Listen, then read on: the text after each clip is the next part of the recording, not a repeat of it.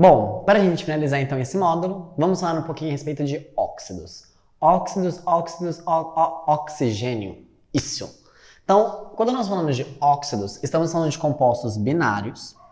O que são compostos binários, meus queridos? São compostos formados por dois elementos, tudo bem? Em que o oxigênio é o mais eletronegativo. Então tem que ser dois elementos, um deles é o oxigênio e ele tem que ser o mais eletronegativo.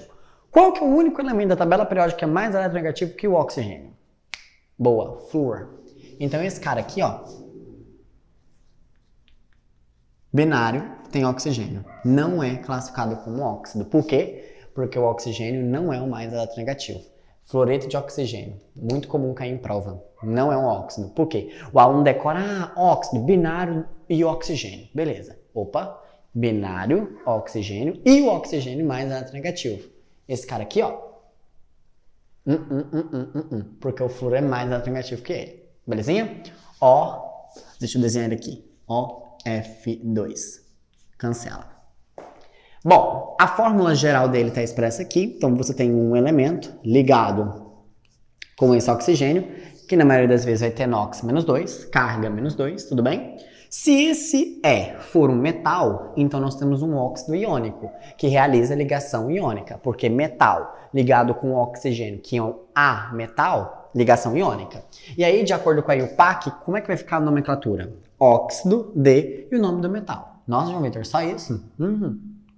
Agora, se esse for um ametal, aí nós temos um óxido covalente. Então, ele realiza ligações covalentes, compartilhamento de elétrons. Aí, o que acontece? Você tem que indicar quantos oxigênios tem, com mono, di, tri, tetra, penta, óxido de, e aí você indica quantos do elemento tem. Geralmente, no elemento, a gente não usa o prefixo mono, quando tem só um. Vou mostrar aqui para vocês. Exemplo, Na2O, metal com oxigênio, então óxido iônico. Então isso aqui é facinho, é óxido de sódio. Beleza? Agora olha aqui, ó, CO2. Você já tem um ametal ligado com oxigênio. Então como é que vai ficar? Quantos oxigênios tem? 2. Então fica dióxido. Aí a gente não fala dióxido de monocarbono, a gente não fala isso. A gente fala dióxido de carbono. O mono para o elemento a gente quase não usa, tá? CO, como é que vai ficar o CO? Um carbono, então monóxido. E o nome do elemento, de carbono. SO3, trióxido de enxofre. Um ponto importante, mais uma informação que você vai estar descobrindo da água ao longo desses módulos aqui. Água, H2O, binário, e o oxigênio é mais negativo. Então a água, sim, meus queridos, a água é um óxido. E um ponto importante, a nomenclatura da água. Um oxigênio é um óxido de caráter covalente, porque realiza ligação covalente, então vai ficar monóxido de, porque são dois, aí tem que falar, de hidrogênio. Moço, por favor, você pode trazer um copo com monóxido de hidrogênio? Eu adoro também essa piadinha aí, ó. Tem um lago e fala dangers. Olha aí, ó. Monóxido de hidrogênio. Tá em inglês, mas dá pra você entender. Tipo, foi uma piadinha. Ele virou e falou assim, cara, não entra nessa água porque aqui tem monóxido de hidrogênio. Tem água nessa água. Então, tá vendo? Tipo, tanto que a falta de conhecimento faz. Eu tenho certeza, vocês querem apostar quanto? Que se a gente fosse pra um lagão e eu colocasse uma placa e escrevesse assim, cuidado, água contaminada com, e colocasse monóxido de hidrogênio, isso ia ver, ia ter maior polêmica. Bom, os óxidos, eles também possuem classificações como lá nos ácidos, nas bases. Só que aqui a classificação é um pouquinho mais detalhada, digamos assim. O óxido ácido, também chamado de anidrido, são aqueles óxidos que, em contato com a água, formam ácido. Olha aqui, ó. CO2 em contato com a água forma H2, C, 2 com mais 1, O3. O SO2 com H2 vai formar pra gente o H2, SO3. Ácido carbônico, ácido sulfuroso. O SO3 com água, ó, H2, SO4. Então, óxidos ácidos, também chamados de anidridos, por exemplo, o CO2 pode ser chamado de anidrido carbônico. O que é anidrido? Sem água. Então, se você pega esse ácido e tira a água dele, você volta a formar o óxido. Então a palavra anidrido quer dizer sem água. Então você coloca, em vez de colocar ácido carbônico, porque ele não forma ácido carbônico, tira o ácido, porque você deixou de ser um ácido e passou a ser óxido. Aí chama anidrido carbono. Anidrido sulfuroso, anidrido sulfúrico, certo?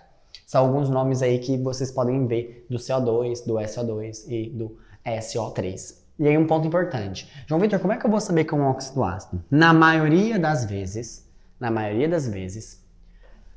compostos que realizam ligação covalente são óxido-ácidos. Reagem com a água, formam ácido. Esse aqui está um dos principais problemas da chuva ácida, né? Porque você libera esses óxidos aqui, ó, de enxofre.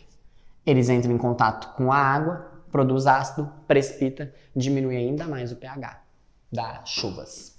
Óxidos básicos, o próprio nome já diz, são aqueles óxidos que em contato com a água produzem uma base. Então olha aqui, ó, óxido de sódio em contato com a água. E observem, né, gente, é um óxido o quê? Iônico, porque você tem ali, ó, o E é um metal. Então, óxido de sódio, nós temos ali a formação do hidróxido de sódio. Balanceando a equação, colocamos 2 aqui. Aqui eu tenho um óxido de cálcio, vai formar pra gente o hidróxido de cálcio. E um ponto importante, gente, o que acontece? Se você pega um óxido ácido e coloca em contato com uma base, ele neutraliza a base. Por quê? Porque nesse meio provavelmente vai ter água, forma o ácido, que consequentemente neutraliza a base. E a mesma coisa, se você pega um óxido básico e coloca ele em contato com o ácido, ele também neutraliza. Belezinha? Óxido anfótero. Quando nós falamos de anfótero, quer dizer que ele tem características duplas. Dependendo do meio, ele vai se comportar como um ácido ou uma base. Os que mais caem em prova, o óxido de alumínio e o óxido de zinco. Observem as equações. Se você pega, por exemplo, o óxido de alumínio e coloca ele em ácido, ele se comporta como uma base. Se você pega ele e coloca ele em contato com uma base, ele se comporta como um ácido. Então, quando você tem uma substância que tem as duas características dependendo do meio, isso é ser anfótero. Ter as duas características dependendo do meio. Tranquilo? Óxidos neutros são aqueles óxidos que não reagem, são estáveis, não querem reagir, paz e amor. O NO, o CO e o N2O, monóxido de nitrogênio, monóxido de carbono e monóxido de nitrogênio. Porque, de novo, a gente indica a quantidade do elemento quando for um óxido covalente. Um ponto importante é esse cara aqui, ó.